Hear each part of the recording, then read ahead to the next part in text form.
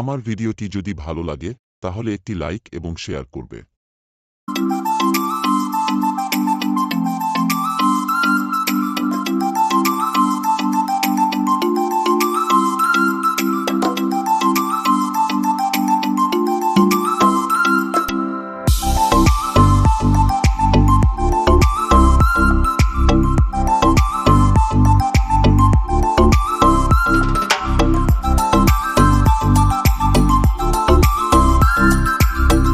আমার ভিডিওটি যদি ভালো লাগে তাহলে একটি লাইক এবং শেয়ার করবে।